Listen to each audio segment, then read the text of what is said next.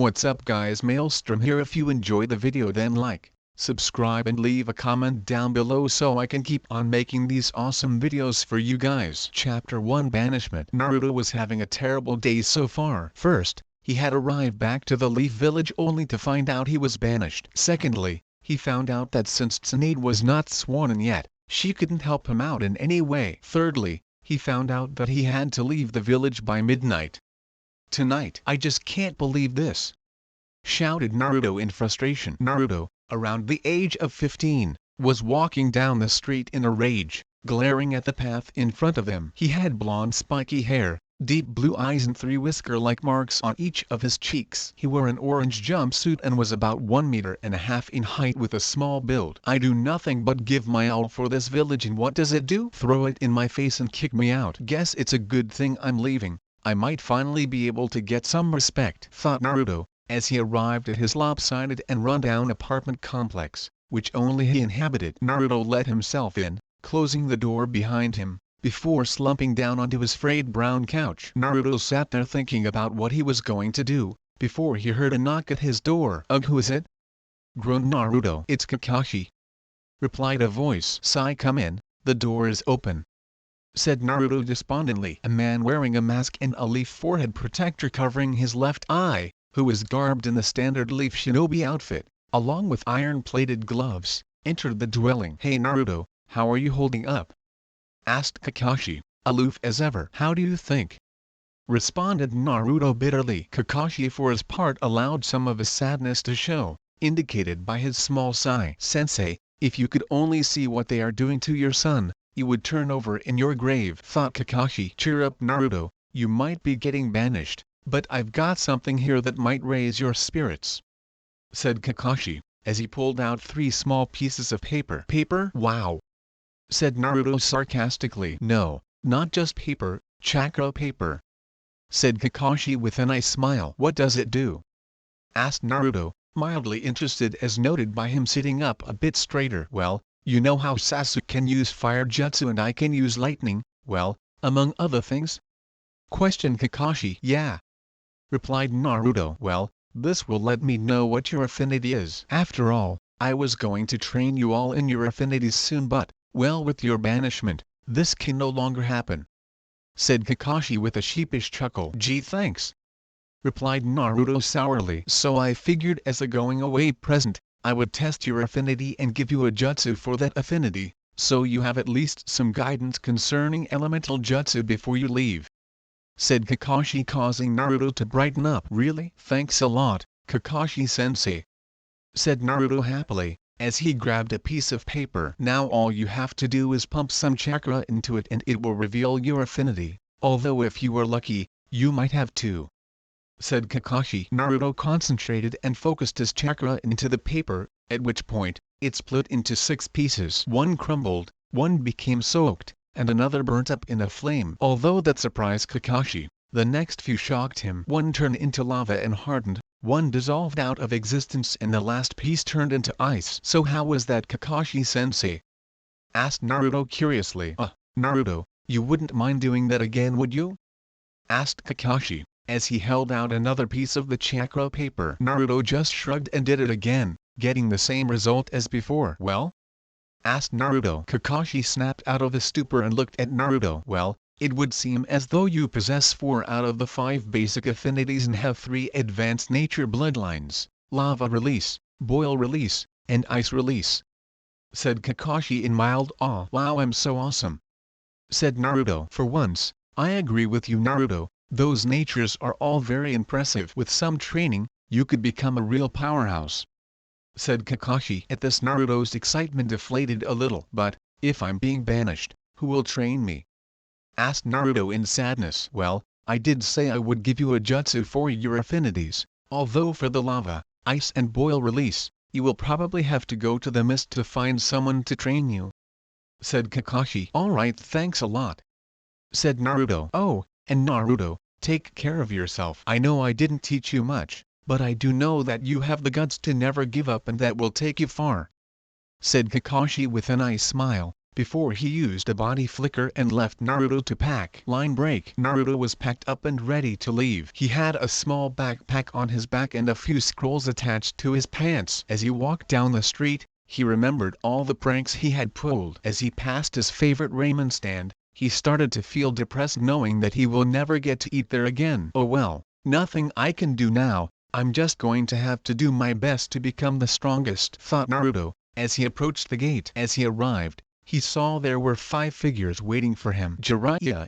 Tsunade, Shizune, Kakashi and Iruka had all come to wish him well. Jiraiya stepped forward first and gave Naruto 3 scrolls and a book. Naruto, those scrolls contain all I know about sealing techniques as well as letter from your parents and I assume some of their skills which made them famous. I was going to tell you about them when you reached Junin as I am your godfather, but now that you are banished, well, I guess at least now you can learn about your family, said Jiraiya solemnly. Naruto was slightly upset, yet also happy that he found out that Jiraiya was his godfather. He understood that he had lots of important duties as a Sannin and a spy master and therefore couldn't have been there for him when he was a child. Naruto hugged him and said thanks, godfather. Jiraiya hugged him back before letting go. Also, that book I gave you was my first ever written. Both your parents seemed to like it as they named you after the hero, said Jiraiya. Naruto's eyes glistened with tears as he was overcome with emotion, but he didn't let a single tear fall. He nodded, as Jiraiya stepped back, and Tsunade came forward. Tsunade knelt down to Naruto's level and gave him a deep hug. I know that this village banishing you isn't fair, but all this means is that you have to become a great shinobi to show them what they missed out on. Okay? Said Tsunade as she stood back up. Don't worry, I'll make sure that this village will never forget that they lost Naruto Uzumaki, said Naruto with fire in his eyes. As Tsunade stepped back, Shizune came forward and hugged Naruto as well, and gave him a small medical kit. Iruka then came forward and hugged Naruto as well. Naruto, make sure you take care of yourself. Okay? Said Iruka. Naruto nodded and smiled. Lastly, Kakashi came forward with 4 scrolls. Well, I did say I would give you a jutsu for each of your affinities, but understandably, I have no lava, ice or boil jutsus. Instead, I've got a wind, fire, water and earth technique for you. Wind style, great breakthrough; fire style, fireball jutsu; water style, water wall; and earth style, hidden mold jutsu. The first 2 are offensive and if you combine them together with your clones, will be very hard to stop. The other 2 are for defensive purposes, said Kakashi as he handed them over. Thanks Kakashi-sensei, said Naruto. Naruto put the scrolls in his backpack and with a final wave, walked towards the gate and out of the village. There goes the truest inheritor of the will of fire, said Iruka. You're right, and this village can't even see it. Stupid fools, said Jiraiya, before he walked away. Line break. In an underground base. Line break. Well, Lord Danzo, when shall we make our move on the Kiwabe Jinchuriki? Asked a masked individual wearing what appeared to be the standard ANB uniform. The only difference was the mask was plain white, with no decorations or symbols. Soon. First we must let it get a decent distance away from the leaf so as to not draw suspicion to ourselves or the Jinchuriki, said Danzo. Danzo appeared to be a frail, old man. He had black, shaggy hair, and his right eye was bandaged. Danzo also had an X-shaped scar on his chin. He wore a white shirt, with a black robe over the top of it covering his feet, to just over his right shoulder. Despite his decrepit appearance, Danzo was anything but weak, having orchestrated Naruto's expulsion from the village with ease, and it was almost time for him to strike. Line break. Naruto had trudged through almost a kilometer of grassland, before he decided to take a break. He sat down and pulled out a scroll which had the word father written on it. Naruto tried to open the scroll, but it wouldn't budge. What the hell, pervy sage? Shouted Naruto in anger, which quickly turned to a wince when he cut his hand on a low-hanging tree branch. Naruto cradled his hand as a drop of blood fell onto the scroll. Fortunately, as he was angry, he was subconsciously channeling chakra, so it opened. Guess I need to use my blood to open these scrolls, thought Naruto, as he started reading. Dear Naruto. Naruto, I am your father, Minato Namikaze, the 4th Hokage. First off, I am truly sorry for sealing the fox inside you. I can only hope the village sees you as the hero I wanted you to be seen as. However, I am also the Hokage and not entirely naive. If you were treated badly, I am sorry and only hope you don't blame the villagers. They are ignorant and fearful and unable to understand anything as complex as sealing. In fact, your mother is the only reason I became any good at sealing. But I digress. I have left you the notes for my Flying Thunder God technique and the Rasengan. I hope that Jiraiya has taught you the Rasengan by now. My ultimate goal was to merge an element with it, so now I leave that task up to you, son. Know that no matter what, I will always be proud of you, even if you decide to turn on the leaf. I won't blame you. Although as Hokage I would be against it, as your father I would understand. Sincerely, Minato Namikaze, the fourth Hokage. Naruto was quite surprised his father was the fourth Hokage, but honestly, it made a lot of sense to Naruto, as why would a random child be trusted with such great power? He then quickly searched for the other scroll which had the word mother written on it. He then bit his thumb and swiped it over the word mother and pushed chakra into the scroll with his bloody hand, causing it to open. Dear Naruto, hey son, it's your mom. Oh, wait, you probably got that from the scroll. Anyway, my name is Kushina Uzumaki. I hope you didn't suffer too much in your life, because unlike your father, I know people won't accept you and will fear you, seeing as how I was the second host of the Fox and saw how the few who knew and weren't my friends acted towards me. If you turn against the village I won't blame you, they probably deserved it. Anyway, I left you some of my unique Uzumaki sealing techniques that both your father and Jiraiya would die to have. I have also entrusted you with all of my sealing knowledge, being the last of the Uzumaki clan. Sorry that you are stuck with such a burden, and even if your father is an idiot, I hope in time you can come to forgive us. Love, Kushina Uzumaki. Naruto was crying slightly as he now knew who his parents were and that they loved him. Naruto saw it was getting late and decided to camp there for the night. He then pulled out the 4 scrolls Kakashi gave him and made 3 clones. He handed them the fire, water and earth scrolls and took the wind scroll himself. Okay, you guys read through this and tell me what it says to do when you're done, ordered Naruto. You got it, boss, said the 3 in unison. After an hour of reading, all had finished reading their respective scrolls. Okay, give me the basics of it, said Naruto. The one who read the water scroll went to speak before the one who read the fire one interrupted. Well, it says here you have to do a special exercise to be able to mold fire nature chakra, said the clone. I was also going to say that about water nature chakra before I was cut off, said the other clone, as it glared at the clone which had just spoken. Naruto just watched as 2 of his clones glared at the other before the clone which read the earth scroll pushed them both. Both fell forward, jabbing themselves into a low-hanging tree branch and dispelled, causing the clone and the original Naruto to stagger from an information overload. Whoa, did you just feel all that?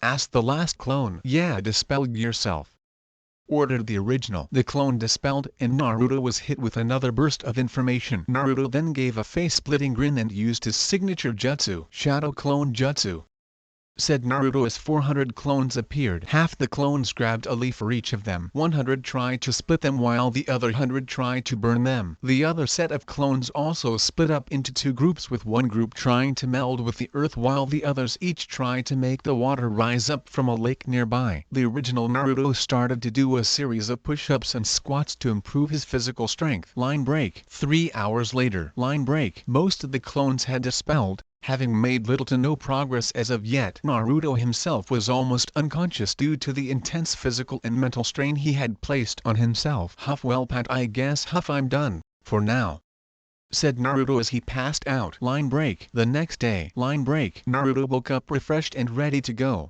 but therein lay the problem. Oh man, I don't know where the village hidden in the mist is, said Naruto. He decided that since he knew where Wave was, he would go there for now and hopefully get instructions from there. He was passing the place where his team had met Zabuza for the first time, when 2 ANBU with plain white masks dropped down in front of him. Naruto Uzumaki, you are to come with us, said one of the ANBU. Wait a minute, I got banished, which means the leaf doesn't want me. What are you trying to pull?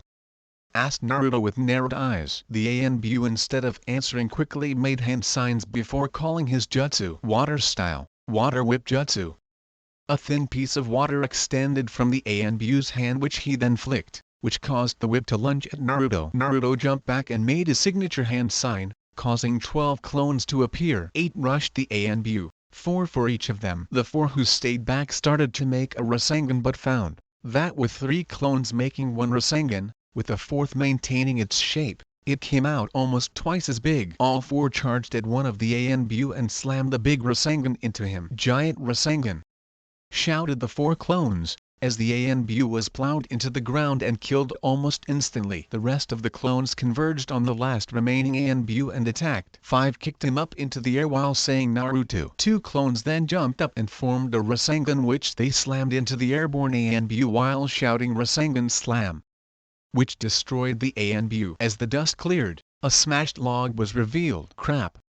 Said the original, as all his clones were incinerated in a ball of fire. The ANBU then charged at Naruto, drawing a tipless Tanto. Naruto pulled out a kunai which he pushed against the slash of the Tanto, but found he was being overpowered. Naruto then jumped back and summoned one clone to his side, who he had throw him to the side. The ABNU slashed the clone causing it to dispel. Crap! I don't have that many techniques to use against this guy aside from those he has already seen, thought Naruto in a panic. Naruto quickly did a few hand signs he saw in his fire and coincidentally, the Earth Scroll, hoping for the best. Fire style, Fireball Jutsu, called Naruto. The ANBU having heard this made a wall of water, but, what neither expected, was for a blob of lava to be launched instead of fire. The molten rock easily broke through the water due to its insane temperature and slammed into the ANBU, burning a hole through his torso where his lungs would have been, killing him instantly. Naruto breathed heavily at having to use such a powerful jutsu,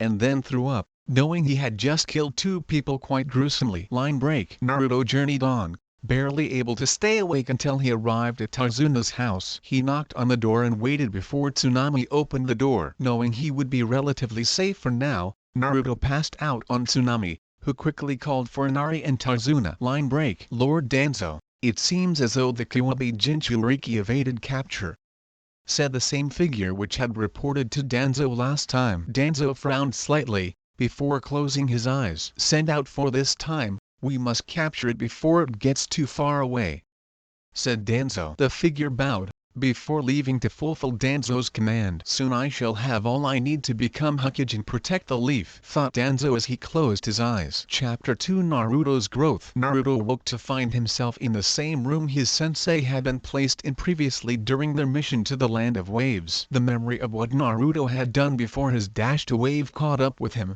causing him to feel sickened and ashamed. Naruto sat up and ran his hands through his head. I killed them. I really killed them. Brutally at that, thought Naruto, as his grip on his hair tightened. Naruto could not accept that because of him, 2 people were now dead. Does this mean that I really am a monster? Wondered Naruto in trepidation. He was interrupted from his musings by the sound of footsteps. Tarzuna looked no different than the last time Naruto saw him, aside from the fact that his face held a worried frown. How are you feeling, kid?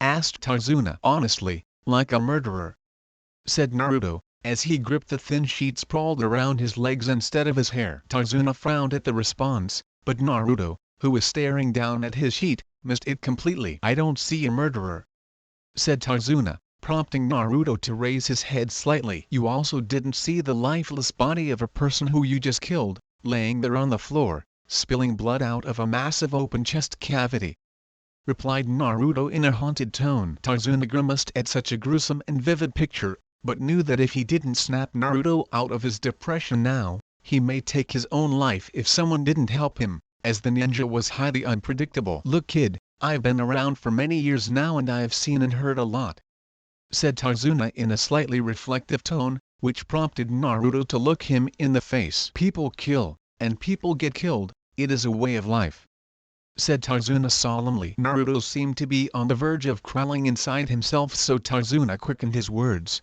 so as to be able to reach Naruto before he became a shell of a person. The point I'm trying to make is that these things will happen, but they don't make you any less human, said Tarzuna. Naruto looked at him with a glazed look before speaking. Have you ever killed someone?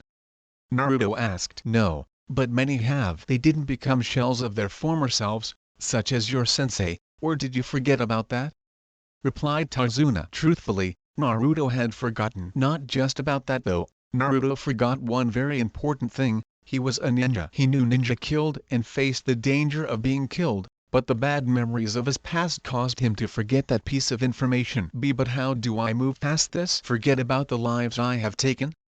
asked Naruto, seeking guidance through Tarzuna. Tarzuna sighed before taking off his glasses and wiping the lenses on the scarf around his neck. He breathed in slightly, before putting them back on and veiling a stern expression at Naruto. "To be honest, I don't know," said Tarzuna, which caused Naruto to clench the sheet again. "However, I do know that you need to find a way to cope with it. While I never killed anyone, to cope with the oppression of Gato and death of my son-in-law and of my grandson's innocence, I drink," said Tarzuna, somewhat upset. Naruto absorbed this piece of information, and with it came many revelations. Tsunade's drinking, Jiraiya's peeping, Kakashi and his porn, Asuma's smoking, Sasuke's obsession with revenge. Actually, that last one probably didn't apply, as Sasuke was like that before killing anyone. Naruto looked up and realized he had been thinking for a while now, while Tarzuna has simply waited for a reaction. "Thanks, Tarzuna," said Naruto, with a small, yet genuine smile. "So brat, you never said what you were doing here," stated Tarzuna. "Guess you're right," said Naruto, as he scratched his head sheepishly. "Well?" asked Tarzuna with a raised eyebrow. Whatever Tarzuna was expecting, he certainly didn't expect what Naruto was going to say next. "Oh, I got banished," said Naruto sadly. What?" shouted Tarzuna in shock and surprise. "Yeah, I was heading to the village hidden in the mist before I was attacked. Only thing was, when I was walking, I realized that I had no idea where mist is," said Naruto. "Well, I could give you a map of the area. It shows Wave and the neighboring villages around it, including the general location of mist, which is in the Land of Water," said Tarzuna. "Really? That would be awesome," said Naruto in elation. Tarzuna smiled. "Glad to have you back, kid," thought Tarzuna, before he left Naruto to pack. Line break. Naruto had packed up his things, making sure he had everything with him from the leaf, as well as some vegetable sushi that Tsunade had made for him quickly, and the map Tarzuna had given him. Naruto was heading west to the edge of Wave through a forest which had barely any light getting through the canopy, as the trees were so clustered together. Since he didn't have a lot of money with him and didn't want to borrow from Tarzuna after his abrupt visit, he decided to run across the water from Wave to the Land of Water. He figured that with his insane reserves he could make it. "Wow!"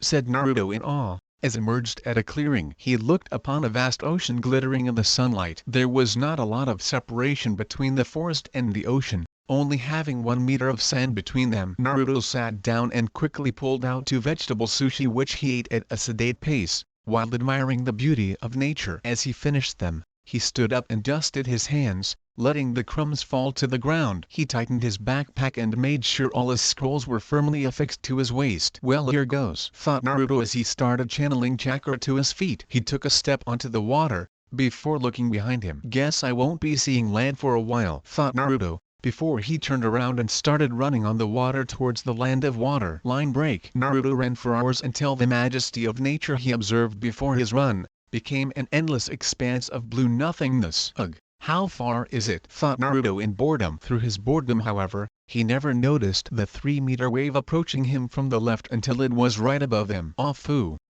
Naruto started to say, before the wave hit him and knocked him out. Line break. It could have been seconds, or even days, as Naruto had no idea how long he was knocked out for. All he knew when he woke up was that he reached land. "Woohoo, land!"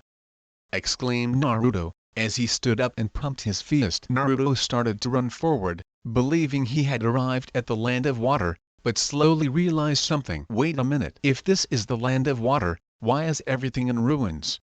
said Naruto aloud. In fact, ruins was putting it mildly. What remained of the buildings was cracked and broken, with most having been leveled to their very foundations. Not a single tree of the few present were standing, and many of the boulders around were smashed with deep gouges in them. "Man, it looks like a war zone here," said Naruto, as he walked through the destruction. The further in Naruto walked, the worse the scenery looked, until he arrived at a completely barren area with deep gouges going through the ground. Unbeknownst to Naruto, had he looked at the ground from a higher vantage point, he would have seen the very same symbol on his back gouged into the ground. "Well, might as well eat something," said Naruto as he sat down. He pulled out an apple from his bag and a kunai from the pouch on his leg and started peeling the apple. He ate his first apple and then pulled out another, as he wasn't full yet. As he peeled the second apple, he accidentally cut his thumb. "Well, that's irritating," said Naruto, as he looked at his thumb and noticed the cut wasn't deep but was long, going from the tip of his thumb to the base of it. Naruto flicked his hand to get rid of the blood while some landed on a gouge in the land. Naruto stood up and shouldered his backpack,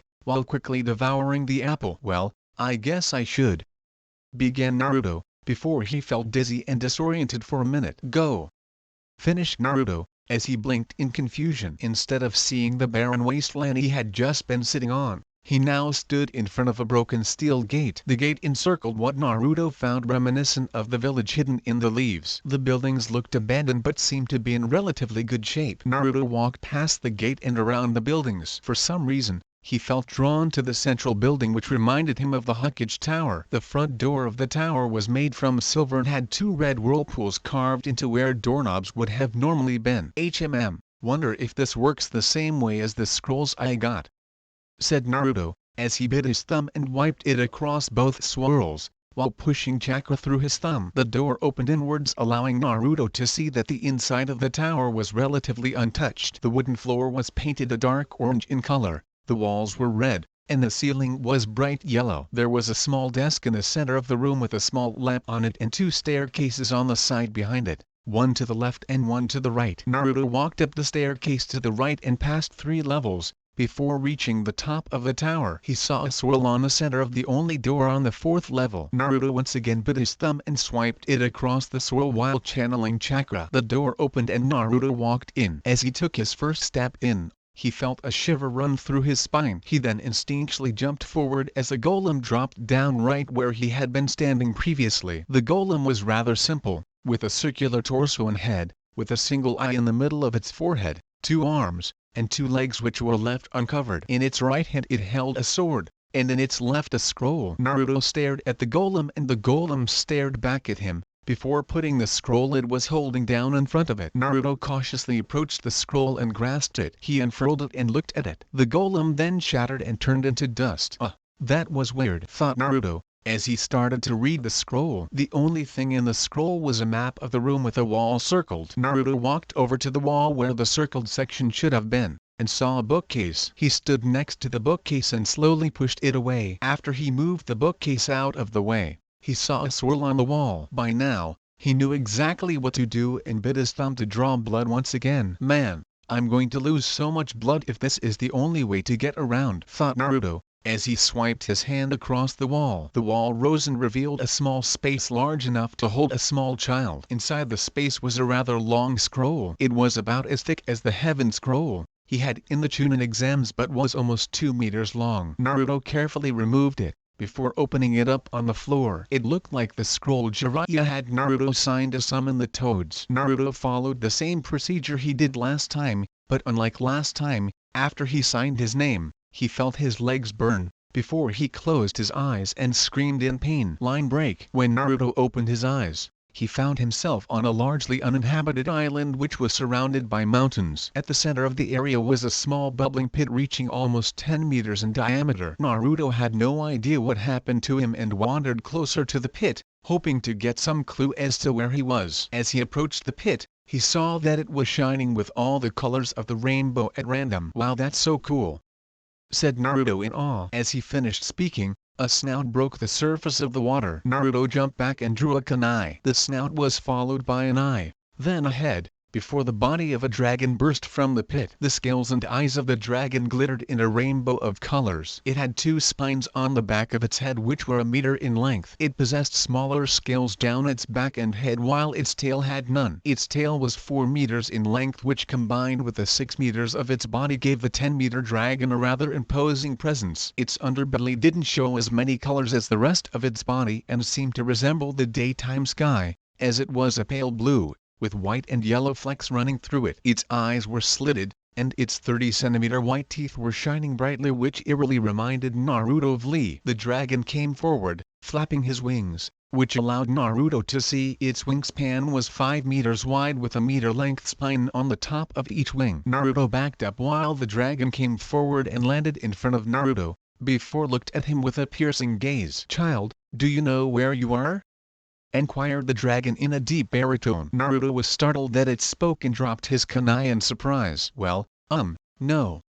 said Naruto abashed. Well, you are in the summoning realm of the dragons. Based on your lack of knowledge of where you are, I assume the Uzumaki clan is gone, said the dragon. Yeah, I can't be sure, but I think I am the last one as I have never seen another Uzumaki before, said Naruto. The dragon closed its eyes in what Naruto perceived to be thought. After some time, the dragon came up with an idea and brought its tail forward before touching Naruto's forehead. Naruto was instantly bombarded with memories which were not his own. Naruto saw some red-headed people riding on dragons while making rapid brushstrokes on paper. He saw different colored dragons, some being emerald in color, while others sparkled like diamonds. He saw many other memories, some of red-headed people using strange weapons, while others used a wide variety of jutsus, some similar to the lava ball he used against the Anbu, ice spear similar to the ones Haku could use, while others used a mist which literally dissolved the flesh and bones of invaders. Whoa!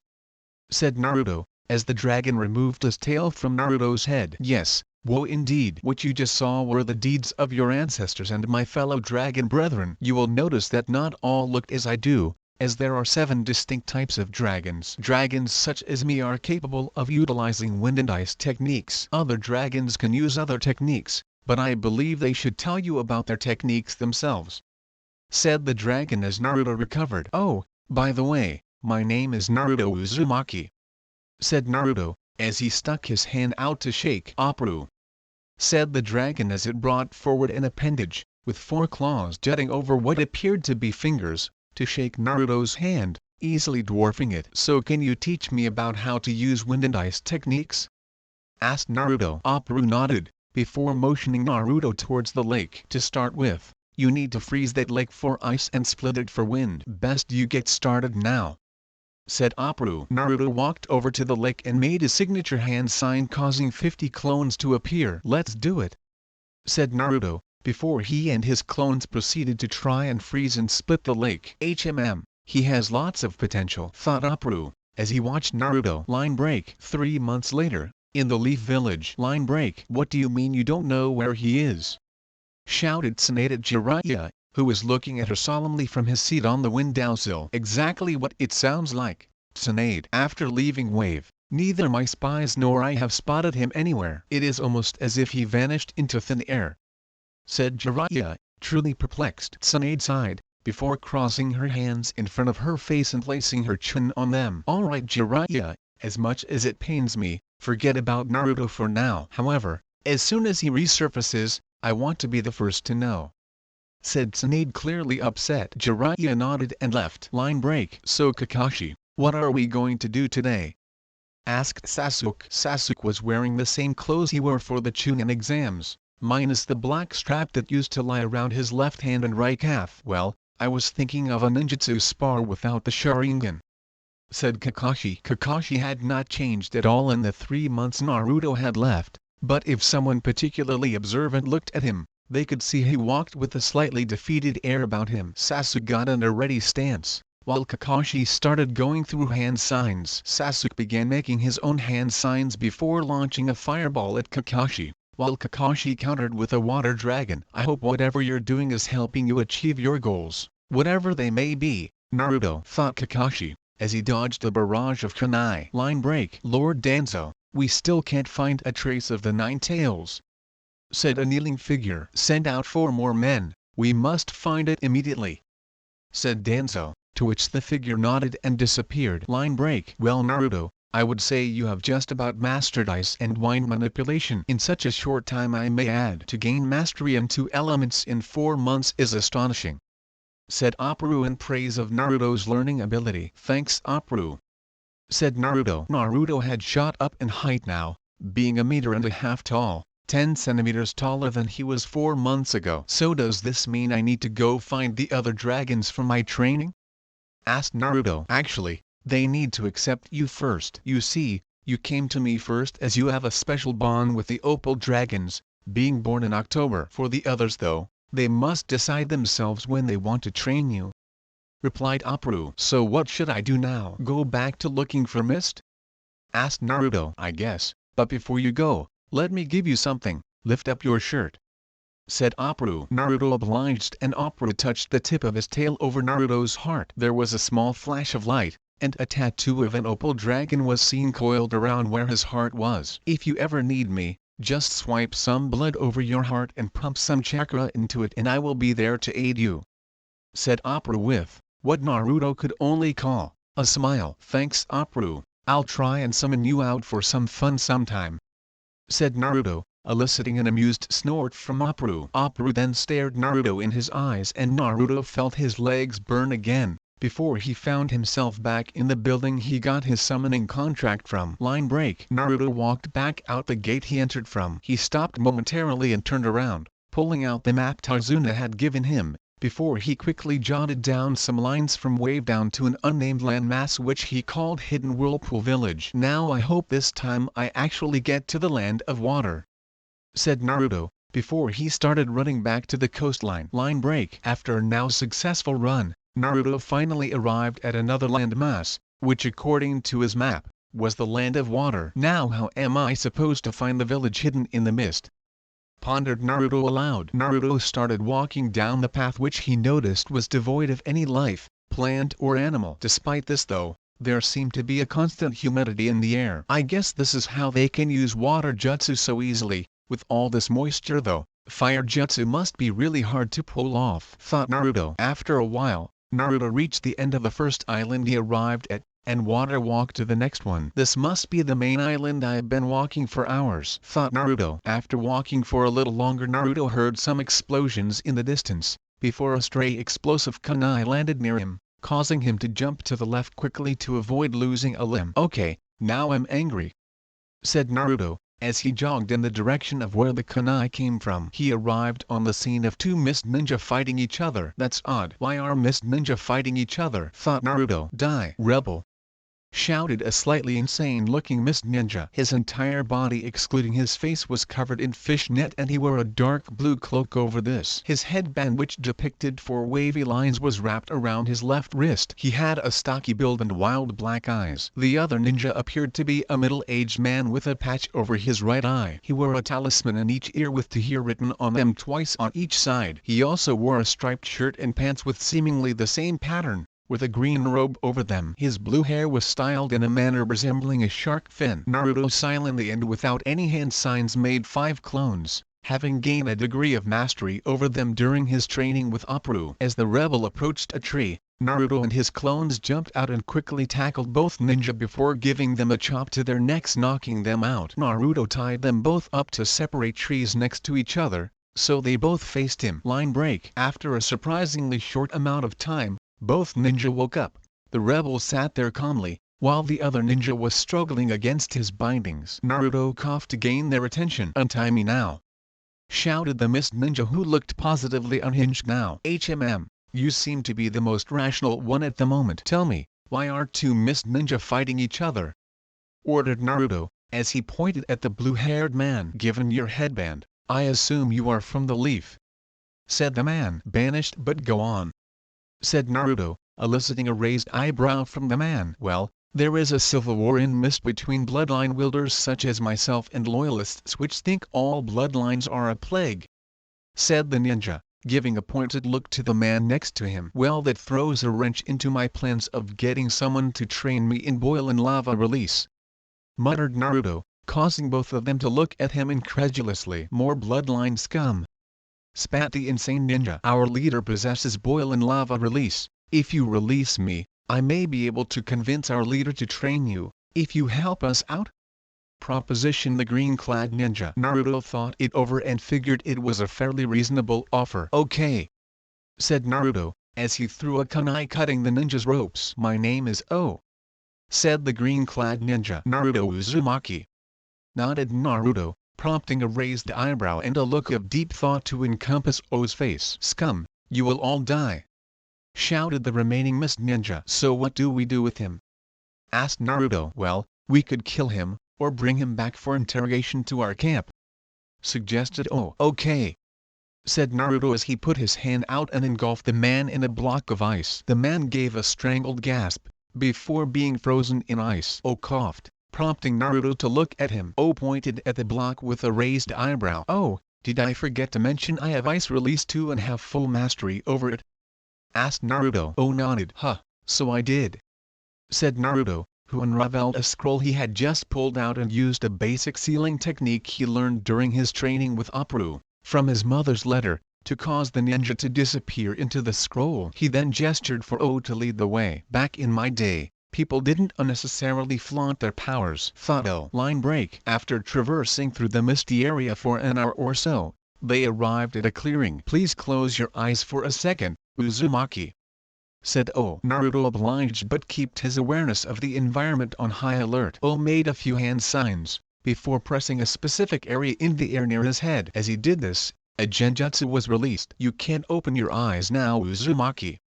Said O. Naruto obliged and looked around, seeing a new area devoid of mist and heavily entrenched with trees, with a small stream going through them in a zigzagging pattern. O started to walk, following the path of the stream while Naruto followed. After some time, they reached a clearing full of activity. The expanse of land was mostly sand, with a small section covered in grass. The grassy area had 10 stumps driven into the ground which were being pounded away by 10 mist ninja. There were many ninja sharpening weapons, almost as though they were about to go to war very soon. There were also a few ninja carrying around boxes, no doubt filled with shuriken and kunai, to a tent. All wore similar clothing, including the greyish purple mist flak jacket, dark blue sandals, dark black pants and forehead protectors, with the symbol of the Mist Village. All in all, Naruto counted about 300 ninja. Some of the ninja nodded to O and didn't question why he was with a stranger, leading Naruto to believe that O was some high up in rank. Surprising,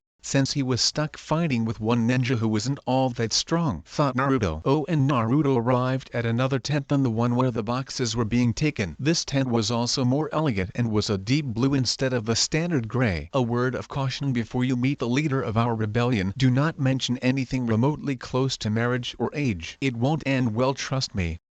Said O with a shiver. Naruto raised an eyebrow, but was otherwise unfazed. O walked into the tent while Naruto waited outside. There was a lot of muffled whispering before O stuck his head outside and gestured for Naruto to come in. Naruto obliged and took his first glance at the leader of the rebels. Line break. In the Leaf Village. Line break. Jiraiya was rushing to the Hokage Tower. Earlier in the day he had been relaxing in a quaint town just outside the Leaf Village, when one of his spies had told him Naruto had been sighted near the Land of Water. Needless to say, Jiraiya quickly left the town and headed straight to Tsunade. Jiraiya scaled the tower and jumped in through the windows, surprising Tsunade. Jiraiya! Began Tsunade threateningly. Naruto! Was all Jiraiya said, getting Tsunade to immediately change her expression to an eager one. Jiraiya continued, seeing Tsunade was listening, has been sighted near the Land of Water. I don't know what he is doing, but I think I should go to him now. Impossible, I can't have you being too far from the leaf at such a critical time, said Tsunade. Jiraiya looked to argue, but Tsunade cut him off before he could speak. Look, until I can get his banishment reversed, there really is nothing we can do for him, said Tsunade sadly. I understand that, Tsunade, but there is a duty I must do as his godfather, said Jiraiya. Right, like you have been doing for his whole life, said Tsunade. Jiraiya was visibly hurt and took a moment to regain his bearings before speaking. That was harsh, Tsunade, said Jiraiya, with a downtrodden expression. Well, I need you to face the facts. He survived without any of us, so I'm sure he can do so again. Sigh, look, Jiraiya, I want to help him as well. After all, he is the only reason I came back to this village, but we need to think rationally with our heads, not our hearts, as much as it may pain us, said Tsunade sadly. Here I thought you wouldn't be a good Hokage, mumbled Jiraiya quietly, but still loud enough for Tsunade to hear. Listen, Jiraiya, I know you want to help him, but we have to look after the village for now. Wait a few more months and then I'll see if we can afford to let you travel away from here without us being seen as weak, said Tsunade. Fine, said Jiraiya sourly, before leaving. Line break. Back with Naruto. Line break. The leader of the rebellion was a slender, busty woman. She had green eyes and ankle-length, auburn hair styled into a herringbone pattern at the back, a top knot tied with a dark blue band, and with 4 bangs at the front. 2 bangs were short, with one covering her right eye, and 2 were long, crossing each other on her bust, just below her chin. She wore a long-sleeved, dark blue dress that fell just below her knees. It seemed to be closed at the front with a zip and was kept open on the front right side from the waist down. The dress only covered up to the upper part of her arms and the underside of her breasts. Underneath, she wore a mesh shirt that covered more of her upper body than her dress, but stopped short of covering her shoulders and still left a sizable amount of cleavage on display. She also wore a skirt in the same color as her dress, and underneath those, mesh leggings reaching down over her knees. Around her waist, she wore a belt with a pouch attached to the back on the left, along with high-heeled sandals and shin guards, reaching up over her knees. Dark blue polish on her fingers and toes, with dark blue lipstick. I may not be as perverted as Jiraiya, but I bet he would give his right arm to be able to see this epitome of beauty before me, thought Naruto. Oh gave a worried glance to Naruto and looked at the woman, while the woman smiled. What is it? Asked Naruto, cocking his head to the side, which the woman found cute. Oh nothing, just the fact that you called me the epitome of beauty, although I do wonder how you know Jiraiya, said the woman in a melodious voice. Ah, I guess I said that out loud, said Naruto, avoiding the question about Jiraiya, receiving a nod from the woman. And oh, my name is Mai Terumi, and you would be? Asked Mai. Naruto Uzumaki, said Naruto, prompting a raised eyebrow from Mai as well. I take it you and O are familiar with the exploits of the Uzumaki, as both of you raised an eyebrow upon hearing my name, stated Naruto. That is correct, but how are you aware? Their village was destroyed, and their clan thought to be extinct long before you would have even been born, inquired Mai. That's my secret for now, said Naruto with a slightly cold voice, causing the tension in the room to increase. Very well, Uzumaki, you are entitled to your secrets, for now, said Mai, easing the tension. So will you be able to train me in using boil and lava techniques? Asked Naruto, getting to why he even came to the land of water in the first place. On one condition, you help us fight against the bloodline haters, said Mai. Naruto thought about it for a while and realized that helping out in this battle would definitely make it easier to become a mist ninja, assuming the bloodline wielders won, of course. If not, he would still get training in lava and boil techniques. Very well, I accept, said Naruto with a nod. Excellent, let the training begin, said Mai, with a smile that promised pain. Chapter 3 Pain. Naruto was breathing heavily. Mai's idea of training was to show him the attack by demonstrating it on him. It turned out that the jutsu he had used on the ANBU was lava style, lava globs. It seems that he was actually able to launch multiple lava globs, rather than just one like he had assumed. Mai used this to her advantage when they were just starting out, as Naruto dodged one before letting down his guard, thinking she would have to make hand signs again before launching another. Boy had he been wrong. Lava style, lava globs, said Mai, before launching 7 different sized blobs of lava at Naruto. Damn it, said Naruto, before quickly sending Chakra to his feet for a burst of speed to escape. The globs struck the ground, melting it slightly, before hardening, making the ground harder than before. Naruto then tried to make the same hand signs, but Mai's were quicker, and thus his blue cape, which Mai had given him to wear so he could blend in, caught on fire. Naruto quickly threw it off, leaving him in only a short-sleeved blue shirt and dark navy pants. Earth style, hidden mold jutsu, said Naruto, before disappearing underground. Mai smirked before making more hand signs and jumping up, before blanketing the area in lava globs. Naruto, who was hiding underground, could only think, oh crap. Naruto quickly shot out of the ground, only to get kicked in the face by Mai and sent flying shoulder first into the ground, tearing up the sleeve of his shirt. Remember Naruto, no jutsu except for the one we're practicing, said Mai, with her signature smile. Man, this sucks, thought Naruto, as he popped his shoulder back into place. TCH fine. Lava style, lava globs, said Naruto, as he launched a single ball of lava at Mai. Not good enough, said Mai, before she made the same hand signs Naruto had made, but instead of one, launched 8 balls of lava at Naruto. Damn it, cursed the former leaf ninja, as he backflipped to avoid the blobs. Upon impact with the ground, chunks of molten rock were launched into the air, forcing Naruto to use a substitution, lest he be struck. No other jutsus, shouted Mai, before she launched 8 lava globs in a seemingly random direction. Naruto quickly spun in mid-air to avoid being melted by molten lava. At this rate, I'll die before I master the jutsu, thought Naruto in exasperation. Naruto clenched his fist and started to run around Mai. Alright, let's think. Overloading this jutsu with chakra isn't working, and using equal amounts of fire and earth-natured chakra is the only combination to create lava. So let's try building up the same amount of chakra and releasing it over a long period of time instead of all at once, thought Naruto as he got behind Mai. Lava style, lava globs, said Naruto. Naruto launched a quarter of his gathered chakra while holding the rest back for an instant, sending out a head-sized blob of lava before launching half of what remained, sending out a slightly larger blob, and then lastly, launching all he still had gathered up, releasing one last blob which was about the size of his torso. Water style, water wall, said Mai, before opening her mouth wide and launching a torrent of water, which rose about 1 meter into the air, before spreading out 2 meters wide, blocking all the blobs of lava, which sizzled on impact as they quickly cooled. About time you launched more than one blob. You're a pretty slow learner, said Mai. I hardly call being shown a jutsu by having it demonstrated on you until you can do it teaching, said Naruto, as he crossed his arms. Well, in any case, it worked. Although you still need to work on it, as you should eventually be able to launch 4 at least, shrugged Mai nonchalantly. The blonde simply huffed and looked away. Mai started walking and Naruto followed after a while. She led him back to their main base so they could prepare for one of their assaults. Line break. Naruto and O hid behind a small outcrop of rocks overlooking a camp of Yaguras. The area was largely dominated by pale beige tents. Ready, Naruto?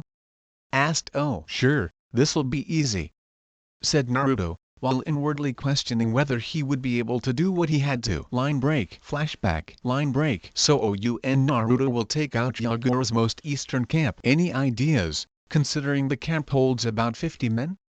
Asked Mai. Well, I can make an indiscriminate number of clones, so I don't think numbers will be an issue, said Naruto vaguely, not wishing to divulge Aula's secrets. Well, asked the brunette. I believe I could make water clones to help Naruto track down Yagura's men, as well as any prisoners, said O vaguely as well, not mentioning his Bakugan to a potential enemy. Line break. And flashback. Line break. Am I really going to be able to kill 50 men? Pondered the blonde. Alright, there are 10 tents, so I'll make 10 water clones. With each clone, send 5 of your clones, stated O sternly. Naruto quickly crossed his fingers and made 50 clones, thankful that it was dark so O couldn't see his hand movements. When the clones appeared, O's uncovered eye widened. Each clone has an equal amount of chakra.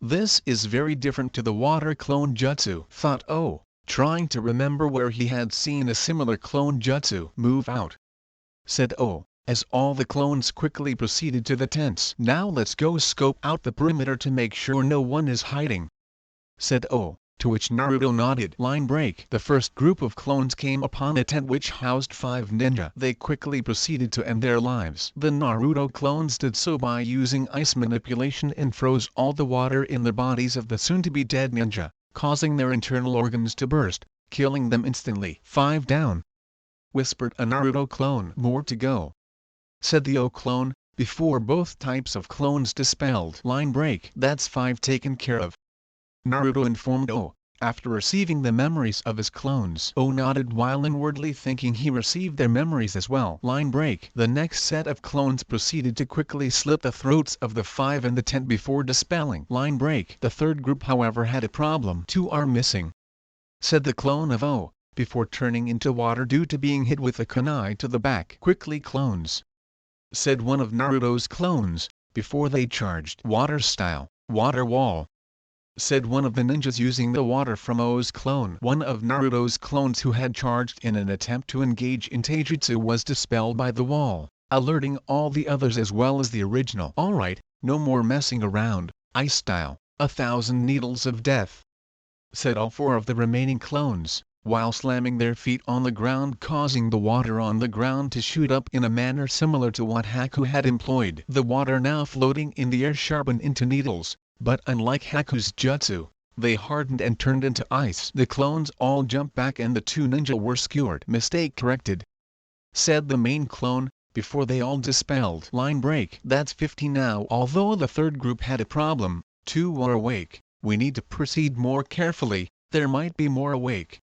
said Naruto. "Very well," said O, before he discreetly activated his hidden Byakugan. "It seems there is one other ninja not in a tent, high Junin chakra levels. Best we take out all other ninja to avoid interference," said O. "Alright, I'll take out the ninja not in a tent. You make sure no one escapes from this camp," said Naruto. O hesitated for a moment, before nodding slightly. Naruto nodded, before heading off in the direction O was looking. "Does he have a bloodline?" thought Naruto, as he quickly and quietly ran. "I need to be more careful, he might catch on to my Byakugan considering he is from the leaf," thought O, before heading off in the opposite direction to ensure there were no survivors. Naruto slowed his run to a walk, before stopping cold. About 5 meters from his position, he could just barely make out the silhouette of a person. The figure was wearing a black short-sleeved shirt and dark blue pants which flared out before tightening around the ankles. The figure had a medium-sized bust indicating that the person was a female and had long dark purple hair which reached to the middle of her back. She was easily taller than Naruto and had long legs which led to a perfectly heart-shaped posterior. She had pale fair skin, no doubt a result from being in a village shrouded in mist. All in all, she was a rather beautiful woman. As Naruto approached, she opened her eyes and stared intently at him, with a pair of dark blue eyes which unnerved Naruto. As he approached, he was able to make out her face. It was rather pale and didn't have a single wrinkle. Her face was rather thin, making her cheekbones more pronounced, as well as her small nose and chin. "You hold a bloodline, don't you, scum?" she stated in a bone-chilling voice devoid of emotion. "If I do?" asked Naruto with a raised eyebrow. "You will die," she said slowly and calmly, as though death meant nothing to her. "I won't die here, not until," started Naruto, before trailing off as he began to think about his purpose. In the past, he only wanted to be Hokage, but now that goal seemed well beyond his reach. "Why do I live? For what purpose?" thought Naruto. Sure, the blonde had his friends, but unfortunately for him, he could count them all on 2 hands, not to mention the fact that almost all were in the Leaf Village, which he couldn't return to. "Gaara, is this how you felt?" thought Naruto in empathy, now remembering his slightly unstable friend who killed others to feel alive. The woman sensed Naruto's distraction and charged at Naruto with a roundhouse kick, making full use of her reach. Naruto blocked and used her momentum to swing her around and launch her back in the direction she charged from. "I am no longer able to protect my friends in the leaf and I'm sure Gaara can take care of himself now that his siblings are no longer afraid of him," thought the whiskered blonde,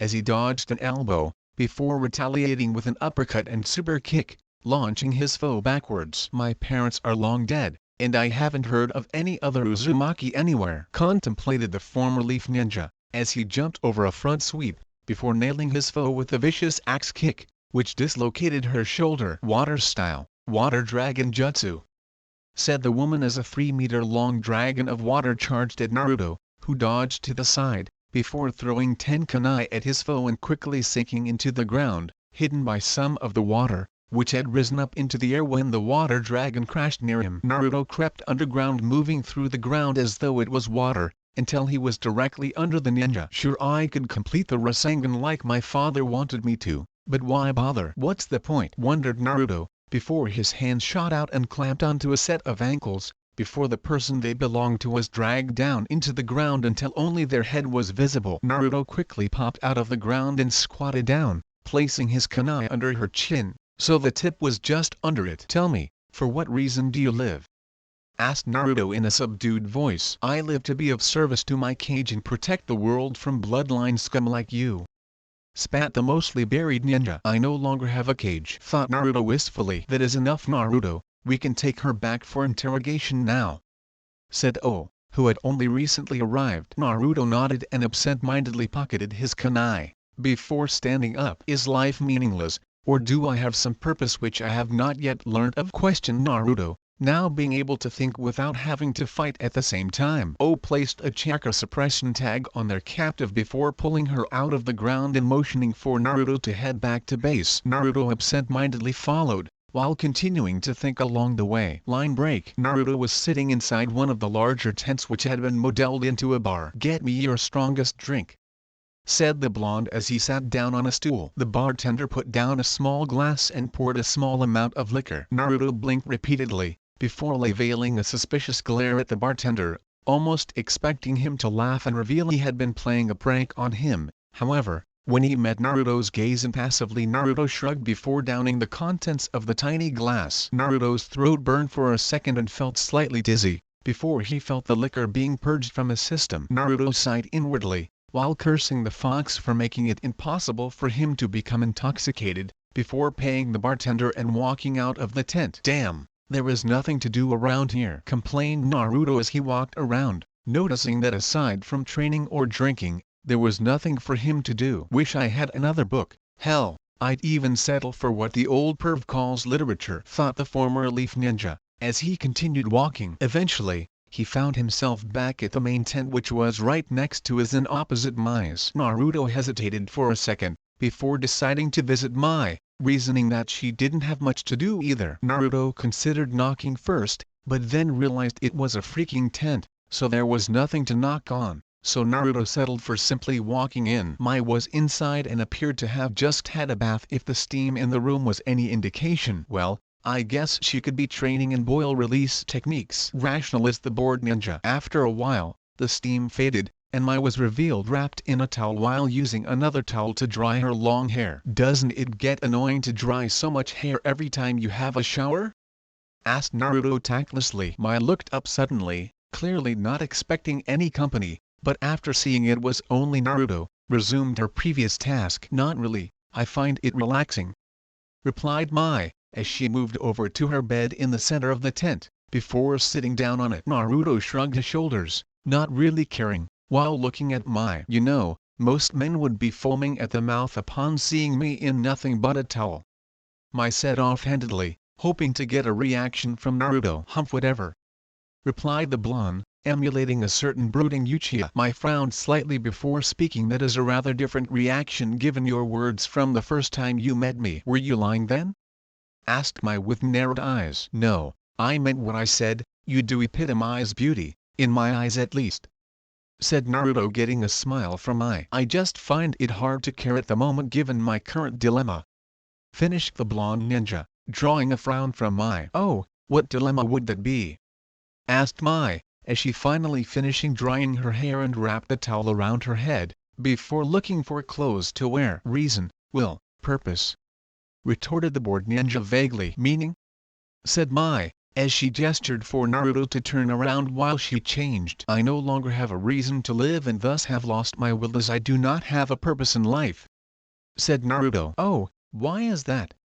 Asked the brunette. I have been banished from my village, which contains almost all my friends, whom, coincidentally, can all be counted on my two hands, while those not a part of my former village really don't have any need for me at the moment, replied the blonde. Well, that doesn't explain why you have no reason to live or purpose, probed Mai, wanting more from the enigma behind her. I only live to be Hokage and, after some advice, to protect those precious to me as well. How can I protect those in a village which I can't enter? It would be quite difficult, wouldn't it?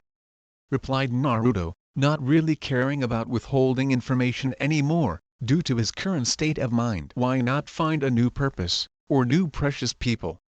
Suggested the female ninja. I never found a purpose in the first place, nor precious people, both found their way to me through the actions of others, replied Naruto. You can turn around now, said the now blue-clad woman. So now I find myself with nothing to do. I can't even get drunk, said Naruto, with his tone becoming slightly whiny at the end. Why is that? Asked Mai, not really curious, but merely trying to keep the conversation going. Naruto paused, having an internal debate as to whether he should reveal his Jinchuriki status. Certain events at birth have led to me being immune to alcohol, replied Naruto vaguely. Why do you want to get drunk anyway? Asked the brunette. It was just a whim. I hoped it would help pass the time until the next raid or training session, replied the blonde uncaringly. Mai's lips shrunk, becoming a thin line, while her eyes narrowed. Most would take advantage of any spare time and seek to better themselves rather than indulging in whims, commented the green-eyed beauty while inwardly frowning. I thought about it, but then figured, why? For what reason should I better myself? Quite frankly, after the Civil War is over, I won't have anything to do. In fact, The only reason I came here was to gain a better understanding and hopefully, control over my bloodlines, but that's superfluous now," stated the blue-eyed blonde using one of Apuru's favorite words. Mai was rather taken aback at Naruto's complete disregard and lack of care for anything. "Then why stay, why not leave?" asked Mai angrily. "Well, aside from the reason I just gave you, I did say I would help you against the bloodline haters if you trained me, and you have, though your methods are questionable. So even though I have no purpose, I still have my honor and I will stick to my words and see this war through to the end. Who knows, if luck is on my side, I may die in the final battle," said Naruto, before Mai stood up and quickly slapped him. Naruto was surprised by the rash action and simply stared at the emerald eye which the brunette was glaring heatedly from. "How can you be so callous towards your own life? Does it mean nothing to you?" asked Mai angrily. "What is a life? To no longer have any use to anyone, to no longer have a goal, that is not a life, it is merely existence," replied the blonde with a hollow tone. Mai was quite frankly stunned and couldn't think up an opposing argument despite knowing she was very much against Naruto's view. Speechless? "Tell me, what is your purpose in life?" asked Naruto. "I wish to end the bloodshed in the village hidden in the mist and rebuild it, in order to reclaim its strength and prestige as one of the 5 great nations," said Mai passionately. "Then what?" asked Naruto, confusing Mai. "What do you mean?"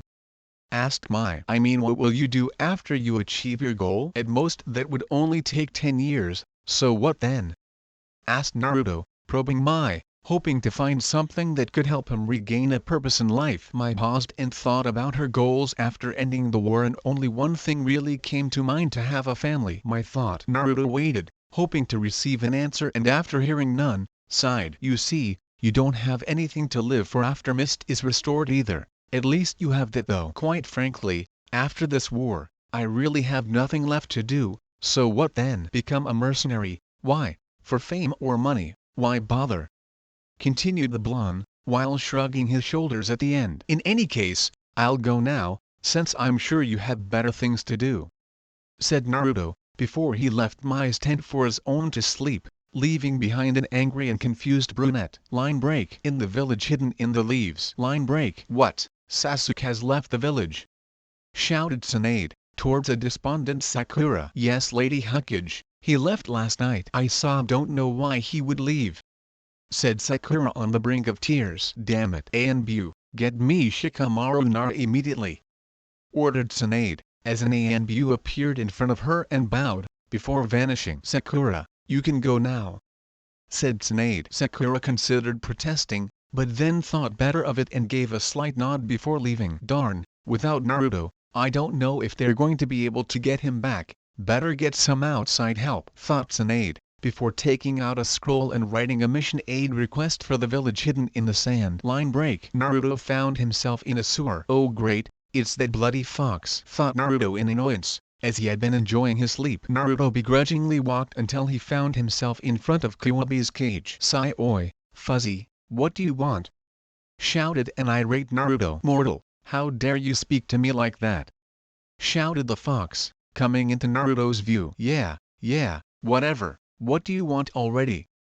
said Naruto with a bored glance, even having the audacity to clean out his left ear with his pinky in boredom. Kiwabi growled and slammed into the cage at the blatant disrespect. "You want to become suicidal? Then so be it, but do it after I'm no longer trapped inside you. You want a goal, a reason to live? Fine. The murderer of your parents is still alive," shouted the fox, before his tone became positively mocking. Naruto's eyes widened and he looked straight at Kiwabi, whose face was akin to the cat that caught the canary. "I see that piqued your interest, so here's the deal: you finish up with your stupid human war and defeat the holder of the, as you would call it, 3 tails, and I'll tell you some information about the night of your birth," said Kiwabi, while staring at Naruto. Naruto nodded. "Excellent, now leave," shouted the fox, before it expelled Naruto from its domain. Line break. "Well, who would have thought the fox would hold the answer to my reason for existence?" said Naruto aloud after waking up. "I guess if there is no one for me to protect, vengeance against the person who killed my parents and made my life hell will suffice, for now," said Naruto darkly, before he stood up and walked out of his tent towards Mai's. It was still about 6 in the morning, so the camp was relatively quiet, but there were about 10 early birds such as him, who were out and about, beginning their daily routines. Along the way, Naruto couldn't help but think of an individual who shared his mentality. Hey, never thought I would ever be able to empathize with Sasuke, thought Naruto, as he walked to Mai's tent. Upon arriving, he walked straight in and sat on the empty bed, waiting for her to show up. Line break. Mai opened her eyes after having a rather troubling night. She had stayed up for almost an hour trying to think about what could be done to fix the moody blonde. Granted, he wasn't one of their ninjas, but he was a powerful asset nonetheless. After waking up, Mai quickly got up and washed her face before heading back to her bed, only to find Naruto sitting on it. Naruto, seeing her, stood up and walked until he stood about 1 meter away from her. I am the Jinchuriki of the Kiwabi and have complete mastery over the Shadow Clone Jutsu. Upon dispelling, the clones transfer everything they learned back to the original, including jutsu knowledge. I want you to push me to my limit and teach me as much as you can as fast as you can, said Naruto in a demanding tone. Mai was taken aback at this new knowledge and slightly irked at the fact that he was demanding something from her. A moment later, however, Mai gave her sickly sweet smile before saying, "Very well, let the pain begin." That's the end of this part, guys. If you want the next part, then like, subscribe and leave a comment saying so. This is Maelstrom signing off.